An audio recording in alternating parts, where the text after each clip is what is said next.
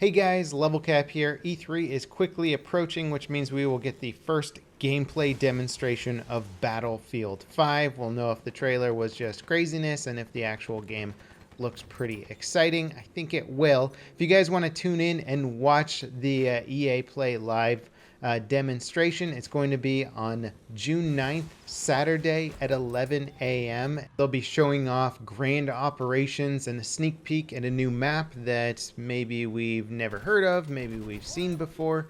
I'm excited to see a new Wake Island map, but I don't think we'll be seeing that until they launch the Pacific stuff in the game a bit later. For those of you lucky enough to actually be at EA Play, there'll be 128 Battlefield 5 game stations for players to play on grand operations and test it out for yourself. I don't know if this will be PC or PS4 or Xbox. They say game stations, which kind of leaves it open. Now, if you don't have time to watch the live stream or the live gameplay, of course, just stay tuned to my channel as I'll be getting into it, doing deep dives. I'll actually be at E3 this year, but I'll be putting in the hours to make sure that you guys get the video content and the information out of my channel while I'm there as well. So just stay tuned for that. I'm sure I'll have a lot of cool information in the very near future. On top of that, we actually do have a bunch more cool information that's been sort of slipping out here and there. The community has been watching like a hawk for any sort of tidbits of info that devs are dropping. One big tidbit of info right now is that although Suppression is a work in progress mechanic, and that multiple devs have said, you know what, the version you see at EA Play will still be a work in progress and that they're fine tuning it. David Serland, who is a developer on the game, said, I believe in a Discord channel, that Suppression at the moment is only visual, so it will not affect gunplay, which I think is freaking awesome. Like, that's very exciting.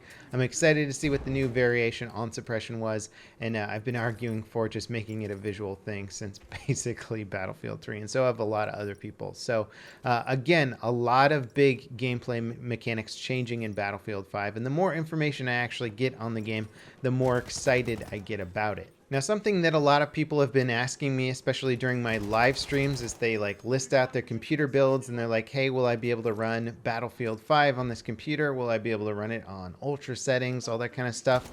They have posted the minimum system requirements for Battlefield 5. For an AMD CPU, the minimum is an FX 6350, and for Intel, it's a Core i5 6600K, 8 gigs of RAM. Graphics card is either an AMD Radeon HD 7850 with 2 gigs of video memory, or the GeForce GTX 660, again with 2 gigs of video memory.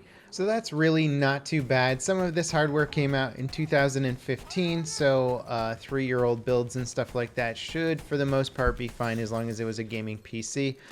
If you had some decent hardware towards the end of Battlefield 4, not really the end, but like maybe a year or two into Battlefield 4, and your PC was a beast, it can probably play Battlefield 5 just fine. Ultimately, though, there'll be some really nice graphical tweak guides, I'm sure, that come out with Battlefield 5, teaching you how to optimize your graphic settings to get the maximum frame rate performance once the game comes out. But I think anybody who's been pretty much into gaming over the last 3 years on PC, you should probably have decent hardware specs to handle the title. Now, in regards to things going on in the Battlefield 1 world, the road to Battlefield 5 is still up and running. In Battlefield 1, you can claim new skins, new items. All you have to do is play the game a bit, get a little bit of experience, and you can unlock some golden skins and some dog tags and all that kind of stuff. They're cool, definitely worth getting if you haven't already gotten in Battlefield 1. You want some golden shotguns or golden machine guns, they're there and waiting for you. Also, there's some pretty substantial daily scrap bonuses and awards. So if you're playing Battlefield 1 daily right now, you're going to be racking up a lot of scrap that will allow you to buy, new skins or battle packs in the exchange program. So right now is a great time to try and stock up on cool Battlefield 1 cosmetics if you're still into the game, as I am. Still enjoying, still having a blast playing it and streaming it for you guys. Also, In the Name of the Tsar DLC is free until the 12th. So basically, the first day of E3, you want to get that In the Name of the Tsar downloaded on whatever platform you have. Even if you're not in the mood to play it right now, you may as well load it, install it, add it to your account, and that way you'll have it in the future should you ever decide to use it. They've tacked on, which I think is funny, but the Battlefield 4 Final Stand expansion as well is also free. I can't imagine anybody at this point is like really going after that DLC, but BF4 has been so cheap lately that I think you can get the base game and all the DLC for next to nothing, like very, very little. But if for whatever reason you have the BF4 base game and still not all the DLC, there's some more free DLC. Actually, when I was playing BF4 recently, I noticed that there's still a huge amount of servers up for the game right now. It actually feels almost more popular than BF1 to an extent, which I know is not exactly true, but I think it's actually more popular in the States than BF1.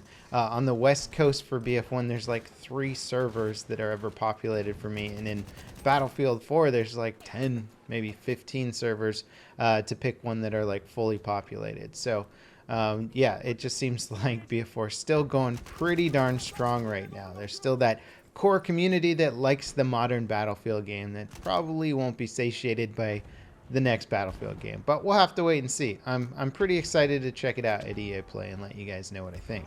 Now, speaking of fans of modern military shooters who might be a little bit let down by the fact that the new Battlefield game is going to be World War II themed, well, there are some cool modern military shooters coming out. Insurgency Sandstorm, the new one, is going to be playable, I believe, at E3 this year. I should be checking that out and getting some footage of the game, hopefully, so I can talk to you guys about that. But I'm excited about the new Insurgency, getting a massive engine upgrade, graphics upgrade, and it just seems like a really fun game that's easy to get into rather than a hardcore Arma style game. Somebody who wants a realistic experience without all the extra buildup and the extra work to get there. Insurgency seems like the perfect game for those kind of people. So I'm excited to try that out. Obviously, the new Call of Duty game will be at E3, but not the new Battle Royale mode, which is a bit disappointing. I can't say I'm at all interested in the new multiplayer of Call of Duty Black Ops 4 unless it has the Battle Royale thing attached to it. And then I'm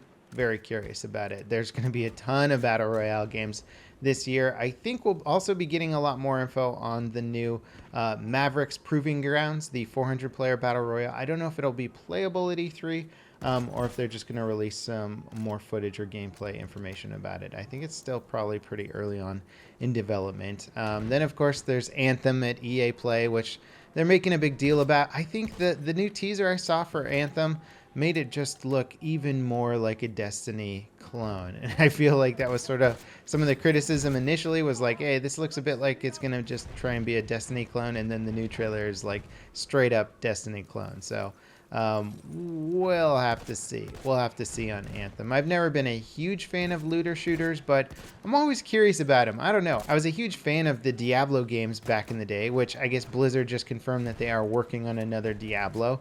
But those were heavily loot-based game, heavily grind-oriented, and I think I just grinded myself out, if you will. Like, I played too much Diablo, played too much World of Warcraft, and then I was like, that's it.